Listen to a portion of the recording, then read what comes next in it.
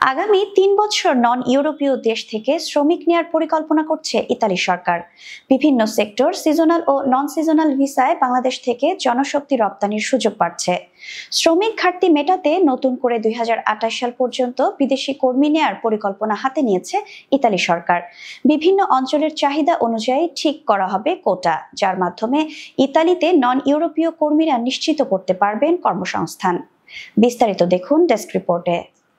উভয় দেশের মধ্যে স্বাক্ষরিত চুক্তির ফলে কর্মী প্রেরণের তালিকায় বাড়ছে বাংলাদেশের সুযোগ, যা কাজে লাগিয়ে দক্ষ কর্মী প্রেরণের দিকে সরকারকে মনোনিবেশ করার আহ্বান অভিবাসন বিশেষজ্ঞদের।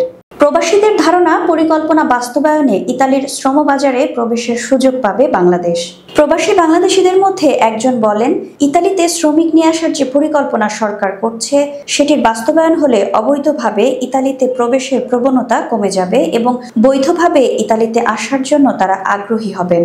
ইতালি বাংলার অভিবাসন বিশেষজ্ঞ শাহ তাইফুর রহমান ছোটন বলেন, বাংলাদেশ থেকে যে কোনো কর্মী যখন ইতালি বা ইউরোপে আসবে তখন তাদের যেন প্রয়োজনীয় কারিগরি বা ভাষাগত প্রশিক্ষণ দিয়ে বাংলাদেশ থেকে বিদেশে যাওয়ার ছাড়পত্র দেওয়া হয়। অন্যথায় বর্তমানে যে সমস্যা আছে সেটি অব্যাহত থাকবে। সার্ভিস ইতালির চেয়ারম্যান মোহাম্মদ মনির বলেন, ইতালির স্বরাষ্ট্রমন্ত্রী বাংলাদেশ সফর করেছেন এবং বর্তমান সরকারের সাথে কিছু চুক্তি হয়েছে। আমি মনে করি এর ফলে বাংলাদেশ থেকে শ্রমিক আসার সুযোগ বাড়বে। সিজনাল ও নন সিজনাল ভিসায় কৃষি, হোটেল ও ট্যুরিজম খাতে কর্মী নেওয়ার সম্ভাবনা রয়েছে।